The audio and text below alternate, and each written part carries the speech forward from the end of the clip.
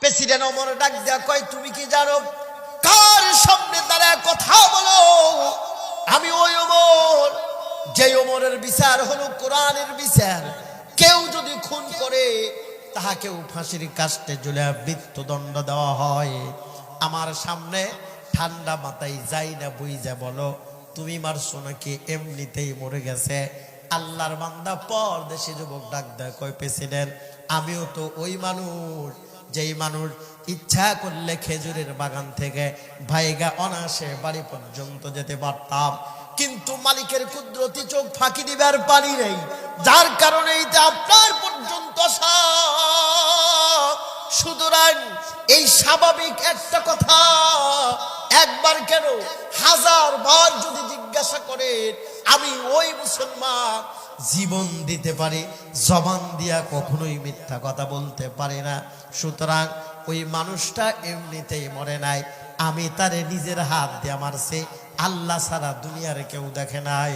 President Omar আস্তে করে টেবিলে থাকা ছোট্ট একটা কাগজের মধ্যে লিখিত রায় দিয়া দিলেন এবং নিজেই তারে পয়রা শুনিয়ে দিলেন, খুনের বদলে খুন করা হয়।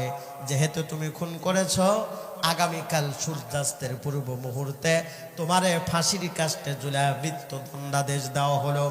আগামীকাল সূর্যাস্তের পূর্ব মুহূর্তে ফাঁসির কাস্টে ঝুলায়া তোমারে মৃত্যুদণ্ডাদেশ দেওয়া হলো। এই রায় শুনায় দেওয়ার পরেও প্রেসিডেন্ট ওমর পরদেশি যুবকের চেহারার দিকে তাকায়।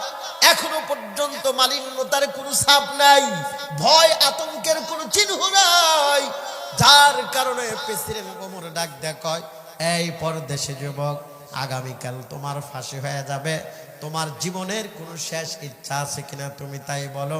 বলার সঙ্গে সঙ্গে পরদেশি যুবক ডাক দেয়া কয়, প্রেসিডেন্ট আমার জীবনের শেষ ইচ্ছা হলো এই মুহূর্ত থেকে আগামীকাল সূর্য ডোবার আগ পর্যন্ত ছুটি দেন, আমি আমার দেশের বাড়ি যাইতে চাই। প্রেসিডেন্ট ওমর মুস্কি হেসে ডাক দেখায়, আর মিয়া এতক্ষণ তোমারে ভালোই মনে করছিলাম, মইরা যাইবা, জীবন দিবা, জবান দিয়া মিথ্যা কথা বলবা না, কিন্তু ফাঁসির রায় শোনার পরে তো দেখতেছি পুরাই বাগার লাইন।